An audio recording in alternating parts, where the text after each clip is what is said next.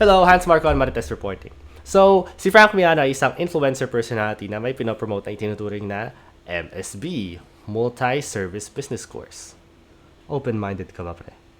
Ang multi-service business ay isang negosyo kung saan magiging middleman ka sa isang serbisyo, kung saan i-outsource mo yung serbisyo na ina-offer mo. So kung halimbawa, magbibigay ka ng service na gagawa ka ng 5-minute video, tapos 10K yung singil mo. Tapos ipapagawa mo sa iba, at ang usapan nyo sa gagawa na employee mo, 8K yung makukuha niya, tapos 2K yung makukuha mo. So, matic, 2K yung kita mo. Pag natapos niya, so far, so good. So, ang tanong, ano yung pwedeng maging scam dito? Kasi para naman iklaro ko sa inyo guys, hindi naman yung multi-service business mismo ang binibenta niya, kundi yung course sa multi-service business kung saan pwede mong matutunan ang multi-service business. Pero kahit sa course, I mean, maaaring pwede pa rin maging scam yun. Kahit content lang yung, yung binibenta niya. So, ano ba mismo yung tinutuno nila sa mga ganung tipo ng course? Syempre, tuturuan nila kung paano ka makipag-usap sa clients at kung in general, paano makipag-usap sa tao. Tapos, I would think na tuturuan ka rin nila pumili ng yung serbisyo na gusto mong ipa-outsource sa iba. So, may diskarte rin yung pagpili nun. Now, in my case, may personal experience talaga ako dito. Kasi, bago ako before this last job, meron akong, parang may hinahawakan talaga akong mga clients sa web development. Tapos, minsan may pinapagawa sila sa akin. Bale, yun yung ginagawa ko talaga. Bilang web developer / CS student. Yun talaga yung yun talaga yung mga hawak kong clients. Although ako mismo yung gumagawa ng work at walang middleman sa akin. So ako mismo yung ginagawa. So alam ko yung meron akong idea sa kung ano yung mga karaniwang pinapagawa pagdating sa web development. So halimbawa, gusto mong pagawa sa ng website sa WordPress o di kaya sa Laravel o di kaya sa Wix, mga ganon. O di kaya bibili na bagong domain name, mga ganon. Basic lang. Anyway, back on topic. Sa totoo lang, mahirap gawing scam to kasi bibenta ka lang naman ng course, i-upload mo online, tapos kapag may nagbayad sa'yo na tao ng subscription, tsaka lang nila makikita yung content. Ngayon, may mga narinig akong reports na sa course nila, mahirap ma-access yung mga files at maraming hindi nagustuhan yung course at humingi ng refund, mga ganon. Ngayon, si Frank Miano mismo, sabi niya naman na kapag hindi mo nagustuhan yung course, may refund ka. Hindi ako sure kung talagang papanindigan niya yon or kung pinapanindigan niya kasi syempre nagsimula na yung courses niya. But I don't think it's fair na i-refund mo yung content dahil lang hindi mo gusto.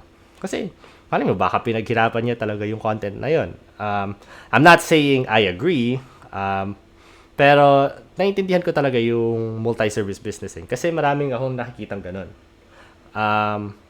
But, to be fair, ano ba ang masasabi ko dito? Wala pa akong na-research pagdating dun sa multi-service business course niya. Kung sasabihin ko lang sa inyo, mag-buyer's beware ka na lang. Bale, bilhin mo kung gusto mo talagang malaman or kung gusto mong makita yung content. Pero intindihin mo na merong risk yung pagbili ng course na to. At kahit meron talagang content yung course mo, pag na-access mo na yung mga videos niya, baka feeling mo na malulugi ka pa rin kung hindi ka sang-ayon sa content o sa palagay mo, pag napanood mo na, parang wala kang natutunan. Well, sa ganun, marami talagang prerequisite experience pagdating sa, at least sa ibang industriya. At parang medyo mahihirapan kang dumiskarte. So, I think ang isang paraan nila ng pag-mislead ay, syempre, sasabihin nila na madali lang makapunta dito sa serbisyo na to, dito sa industry na to. Or madali lang magsimula. Masasabi ko doon, I mean, at least sa web development, hindi ako sure sa iba. It used to be the case na hindi siya ganun ka-bloated ay hindi siya ganun ka-saturated sa supply ng mga web developers. Pero kamakailan, in the past couple of years, parang mas dumami yung supply. Dahil syempre, parang sumisikat na medyo yung pagiging web developer o di kaya ang computer science bilang course. So, doon, dumadami talaga yung supply ng mga developers. At parang yung market rate bumababa. O di kaya parang iba-iba yung mga stacks na ginagamit. So anyway, baka ina-underestimate niya si Frank Miano kung gaano kadali pumasok sa isang industriya. Ngayon, kailangan kong malaman kung anong sasabihin niya tungkol sa bawat industry na pwede mong piliin para magpa-render ka ng service. So, kung halimbawa, paparender ka ng service sa programming or sa web development o di kaya sa graphic design o di kaya sa paggawa ng videos. Mga ganon. It depends talaga kung anong sinabi niya tungkol doon. Kasi, I would think na yun ang first step. Kasi kailangan mo malaman kung ano yung mga karaniwang pinapagawa dun sa mga industry na yun. Sa programming, o di kaya sa video editing, di kaya sa graphic design, o di kaya sa writing din. So, mga ganon. Yun ang kailangan nyo malaman doon.